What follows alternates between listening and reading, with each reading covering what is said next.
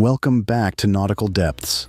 Pearse Resurgence is a water-filled cave located in the remote Pearse Valley of New Zealand's Kahurangi National Park, known for its icy water temperatures and periods of high flow, as well as a diving fatality in 1995. The Pearse Resurgence is considered one of the most challenging caves in Australia and New Zealand. Despite its dangers, the cave is also a site of incredible beauty, with its winding passages and hidden chambers waiting to be explored. Dave Apperley and Rick Stanton, two highly experienced divers, are joined by Craig Howell, John Atkinson, and Richard Harris at the Pearse Resurgence for a diving and exploration mission after a grueling 24 hours of travel and minimal sleep. Craig, John, and Richard arrived at camp to join Dave and Rick, who had spent the last few days setting everything up. Eager to get started, John decided to take a dive before dinner to stage some tanks for the team. Though he had recently recovered from the flu, which had delayed his arrival at the Pearse Resurgence, he felt ready for the challenge. With two 12-liter side mounts, John followed the line into the Nightmare Crescent and down into the shaft, planning to stage the tanks at 108 feet. As he descended deeper into the cave, he couldn't help but appreciate the stunning surroundings. But at 70 feet, something changed. Suddenly, John didn't feel well. He had no idea what was about to hit him. As Dave and Rick made their descent into the dark, mysterious cave, they noticed something was off. Dave's stage bottles were nowhere to be found. At first, they weren't too concerned. After all, their dives weren't supposed to be particularly deep or long. But as they ventured deeper into the cave, they couldn't shake the feeling that something was amiss. Where could those stage bottles be? Were they just misplaced? Or was there something more sinister at play? The divers couldn't shake the feeling that they were being watched as they swam through the winding tunnels, searching for any sign of the missing tanks. It was clear that this wasn't going to be just another routine dive. Meanwhile, Craig and Richard were still relaxing at camp when they started to get worried about John's prolonged absence. But they were confident that Dave and Rick, who had recently entered the cave, would be able to help John if he was in danger. As it turns out, things had started to go very wrong for John after he passed the 70-foot mark. His vision began to blur, and water was streaming down his mask.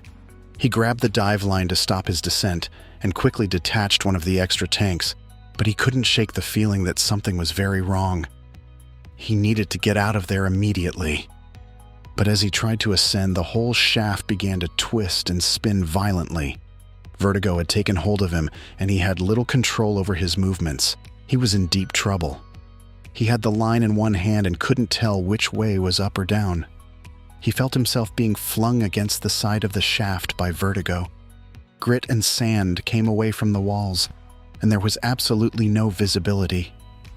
It was as though something had taken a hold of him and was throwing him around the cave, and that same thing was pressing blackness just behind his vision. He was absolutely terrified that he would pass out.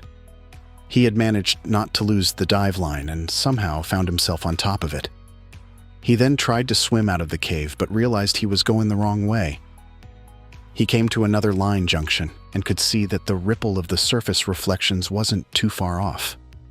He decided to swim towards those ripples, and he finally surfaced in what he immediately discovered was an air chamber. At this point, he became trapped in the air chamber. It was a disaster. John took a minute to assess himself and quickly realized that if he dived again, he would die. The vertigo had complete control over John, rendering him helpless.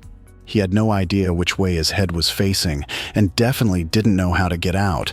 He was almost hallucinating at this point, but he managed to calm down a bit and started looking around, even though he still couldn't see and the vertigo was still in full swing.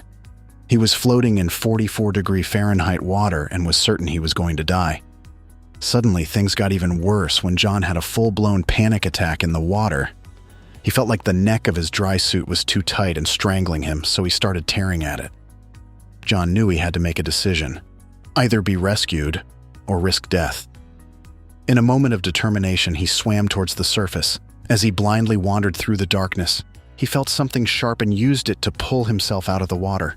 When he finally emerged, he took a deep breath and wrote on his dive slate that he would wait for Dave to find him.